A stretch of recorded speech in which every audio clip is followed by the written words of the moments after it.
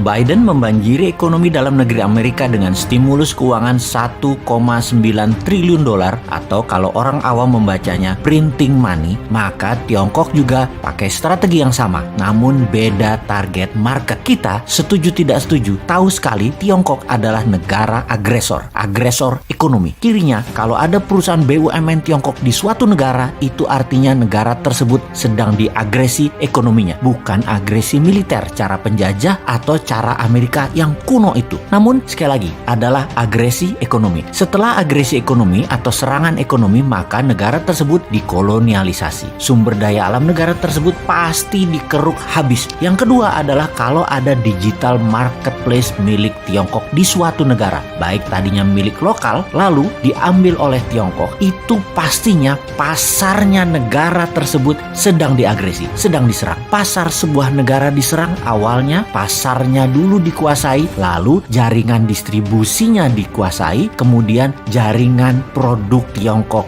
masuk. Kemudian ketika sistem pembayaran non-tunai asing masuk atau pembayaran non-tunai milik lokal kemudian dicaplok Tiongkok langsung atau tidak langsung, ini artinya sistem keuangan negara tersebut sedang diagresi. Semua ini terbungkus rapih dengan propaganda manisnya nanti ekonomi suatu negara tersebut jika bergabung dengan Tiongkok nantinya akan indah. Itu janjinya mereka, itu persepsi yang diberikan oleh mereka. Tapi nanti negara tadi suatu hari mereka jadi tua. Nanti negara yang diagresi tadi jadi kurus. Negara yang dikoloni jadi jelek, tak terawat karena nggak ada biaya maintenance, nggak ada biaya krim malam, nggak ada biaya sunblock, nggak ada biaya PRP, nggak dikrimbat rambutnya, nggak dipilates bodinya, nggak dikasih makan sehat tubuhnya. Begitu tua, jelek, penyakitan, pindahlah Tiongkok tadi cari bini baru. Sama, nggak bakal dirawat juga mereka. Ya dipakai terus aja sampai kering. Sedulur, perlukah kita urai apa sih yang negara tersebut atau negara selir-selir Tiongkok itu dikerjainnya? Juga ada pertanyaan, kok banyak sih negara mau jadi selirnya dan harus melayani kaisar Tiongkok tersebut? Strategi ekonominya ya sama seperti informasi di awal, dengan printing money. Itulah mengapa kita katakan berkali-kali, siapa negara yang pakai MMT? Ya hanya Tiongkok dan Amerika. Negara lain pakai teori ekonominya Adam Smith, pakai John Maynard Keynes, pakai ilmu-ilmu itu dah. Lalu bagaimana cara agar setelah SDA sebuah negara sudah di tangan, agresi berikutnya adalah pasar digital atau marketplace, dan setelah itu apa lagi? Yang dilakukan adalah mencekik ekonomi kelas bawah dengan mendapatkan dolar dari negara yang diagresi agar kering mata uang internasionalnya, agar kering mata uang multi currency negara yang diagresi tersebut. Tiongkok memberikan insentif di dalam negerinya. Insentif setiap dapat dolar dibayar renminbi 3 kali lipat.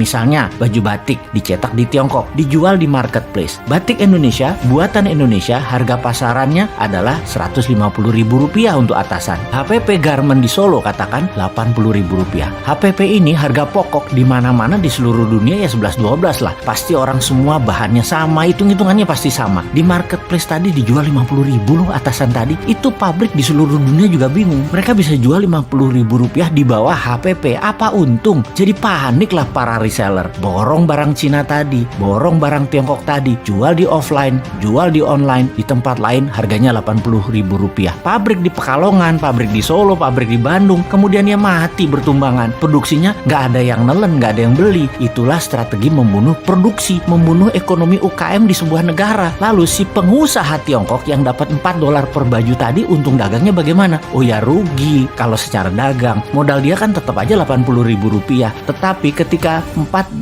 tadi uangnya masuk ke Tiongkok oleh pemerintah Tiongkok, dolar tadi bukan diberikan dolar, tapi diberikan renminbi yang nilainya 3 kali lipat dari nilai yuan terhadap dolar, alias mereka dapat sekitar $12 atau Rp150.000. Jadi modal tetap Rp80.000, jual dapat Rp150.000 karena dolarnya dikali 3 kan terhadap renminbi. Ya untung juga pedagangnya. Di sini dolar masuk Tiongkok dan renminbi dicetak aja, kasih ke rakyatnya sendiri. Toh untuk sektor produksi, Tiongkok print money renminbi 3 kali lipat transaksi dolar masuk ke Tiongkok. Itu kuncinya. Disinilah pedagang untung. Underlying printing renminbinya ada 2. 1, dolar yang nilainya sepertiga, sisanya manufaktur Tiongkok, sektor produktif, nggak bakal inflasi. Itulah teori melalui MMT. Dengan satu strategi printing money, Tiongkok dapat dolar, Tiongkok dapat meningkatkan produksi, Tiongkok mematikan UKM negara koloninya, dan bisnis Tiongkok terus menyedot wilayah-wilayah lainnya lagi. Simpel kan bernegaranya mereka? Kok beginian aja nggak bisa ditiru sih? Tempe bener. Nyampe nggak sih ilmu beginian ke pejabat ekonomi dan keuangan negara? Oke lah, sing sabar ya kaum new mind. Kita nonton aja old mind mainin negara. Walau nggak enak nontonnya, agak wagu,